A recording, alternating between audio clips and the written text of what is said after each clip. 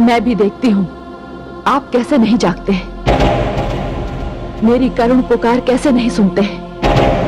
मेरी वेदना, मेरी आस्था, मेरा सारा अस्तित्व मिलकर आपको अपनी समाधि भंग करने पर विवश कर देंगे। कठिन तपस्या से कठोर पत्थर को भी पिघलाया जा सकता है। आप तो मेरे आराध्य हैं, जन्म जन्मांतर के मेरे स्वामी हैं, मेरे सर्वस्व हैं।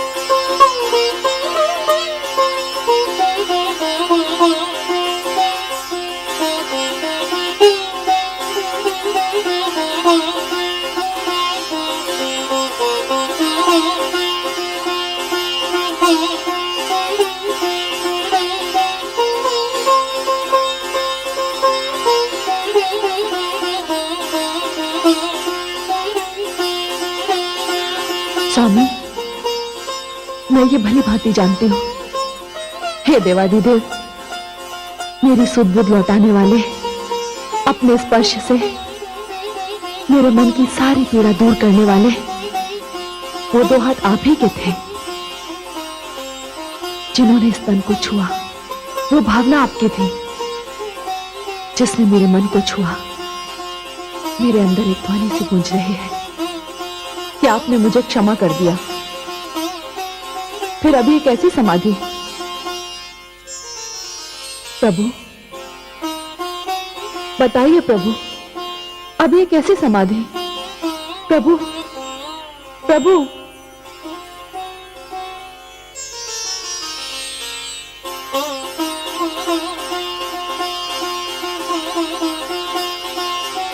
देवाधिदेव, आप समाधि से बाहर आ गए।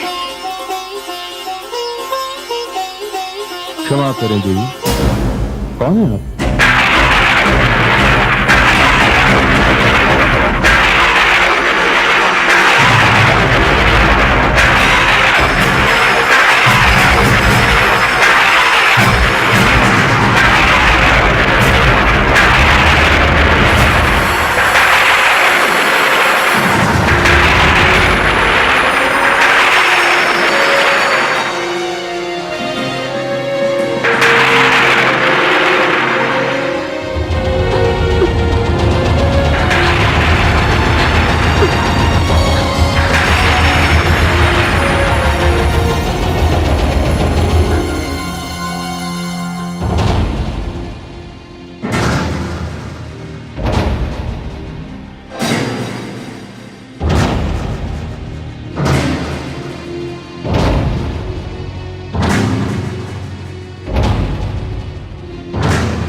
प्रणाम माता।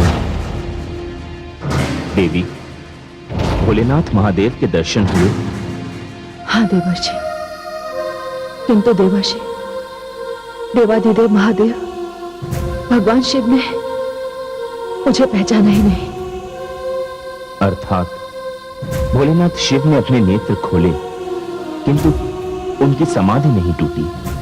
देवर्षि, मेरे आक्रोश ने जब मुझे थका कर बेसुध कर दिया, तब मैंने भगवान शिव के स्पर्श का अनुभव किया था। वे शिव ही थे, वे मेरे आराध्य भगवान शिव के ही कर कमल थे। नारायण नारायण।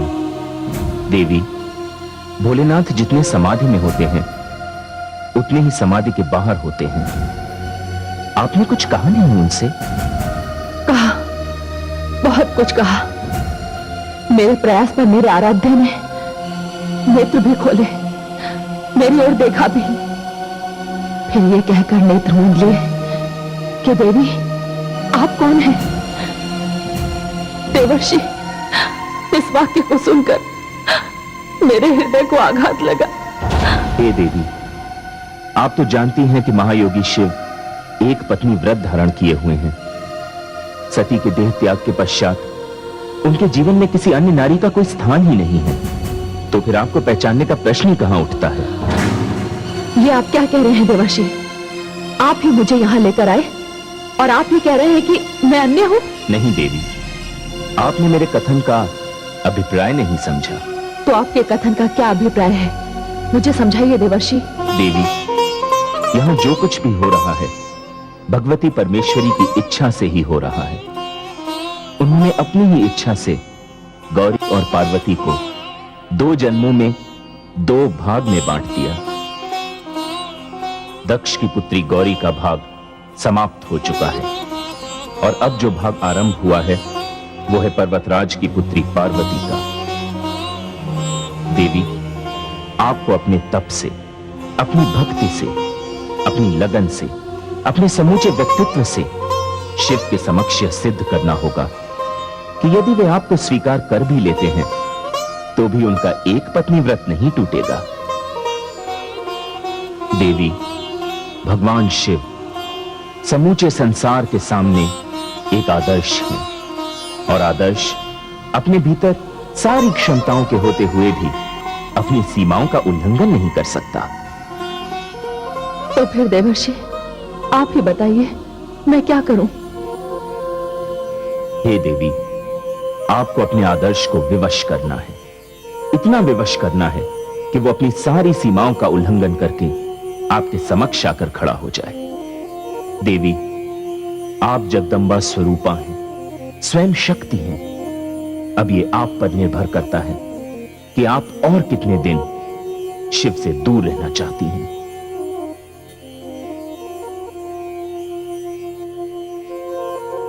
तो ठीक है देवर्षि,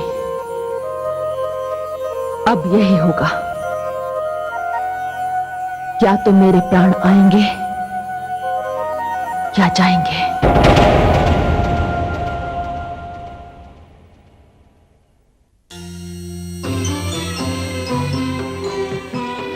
प्रणाम आदि प्रजापति। कल्याणमस्तु। आइए देवराज, सारे देवतागण एक साथ। आप लोगों की ये दशा देखकर मुझे दुख हो रहा है देवराज। किंतु आदि प्रजापति, तारकासुर को वरदान भी तो आप ही ने दिया था। ना आप उसे वरदान देते, ना हम लोग की ये दुर्दशा होती। तो आपकी दृष्टि में ये सारा दोष मेरा ही है देवराज। भाग्य की रचना के अनुसार गौरी हिमाचल पुत्री पार्वती के रूप में जन्म ले चुकी है और इस समय तो वो भगवान शिव तक पहुंच भी चुकी हैं। सब कुछ प्रारब्ध के अनुसार हो रहा है। मेरा आपसे निवेदन है कि प्रारब्ध के लेख को अधूरा नहीं, पूरा पढ़ने का प्रयास कीजिए। प्रयास तो हम कर लेंगे ब्रह्मदेव, किंतु यदि स्वयं देवी पार्वती अपने प्रयास में सफल नहीं हुई तो? हे प्रजापति, यदि देवी पार्वती अपनी तपस्या में विफल हो गई तो? देवराज, क्या आप भूल गए कि आपके पास एक ऐसा योद्धा है जो वैरागी को भी अनुरागी बना सकता है, जो तपती सूर्य की किरणों को चंद्र किरणों में बदल सकता है, जो शांत झील को प्रलयकारी महासागर में बदल सकता है। हे आदि प्रजापति, मैं आपका तात्पर्य समझ गया। अवश्य आपका संकेत मदन देव अर्थात कामदेव की ओर है। अब आपको कुछ भी कहने की आवश्यकता नहीं है। देवी पार्वती अपना कार्य कर रही है, हम सभी देवता अपना कार्य करेंगे। अब हमें आज्ञा दीजिए ब्रह्मदेव।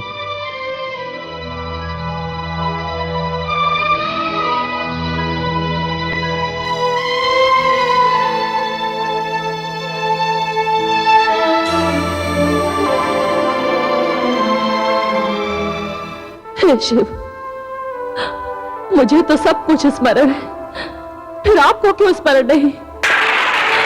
मैं तो बाल्यकाल से ही आप ही के स्वप्न देखती रही। आप मेरी चेतना में, मेरे कण कण में हैं।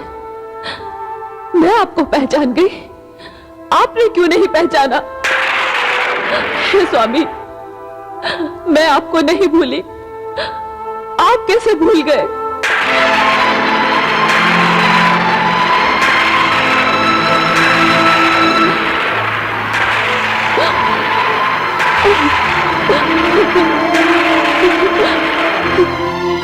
प्राणेश्वर, मैं तो जन्मों का अंतर मिटा कर आई हूं। आपकी सती अब पार्वती के रूप में आपके सामने उपस्थित है। आपके निकट आकर भी आपसे दूर है। समाधि तोड़िए देव, नेत्र खोलिए। अपनी कृपा दृष्टि से मेरे मुरझाए हुए तन मन में वसंत का संचार कीजिए।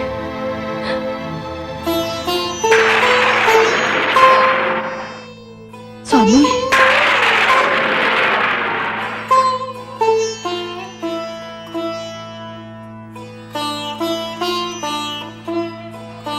हे महादेव, आप महासागर हैं और मैं नदी जो महासागर के द्वार तक पहुंच गई है। अपने प्रियतम महासागर से मिलने के लिए ये नदी अपना अस्तित्व समाप्त कर देने के लिए तत्पर है। यदि आप मुझे नहीं मिले तो मैं कठोर तप करूंगी, वर्षा, धूप, आंधी, पानी सब कुछ सह लूंगी, पर आपका वियोग नहीं सह सकती। जान लीजिए, मेरा पाणी ग्रहण केवल आपसे ही हो सकता है, क्योंकि इसके लिए मैं प्राणों की आहुति दे दूंगी और आहुति को ग्रहण करने की शक्ति केवल अग्नि में है, शिव में है। हे स्वामी, यदि अब मैं अपने तप में सफल रही तब तो आपके दर्शन अवश्य होंगे, यदि असफल रही तो मेरा अंतिम प्रणाम स्वीकार कीजिए स्वामी।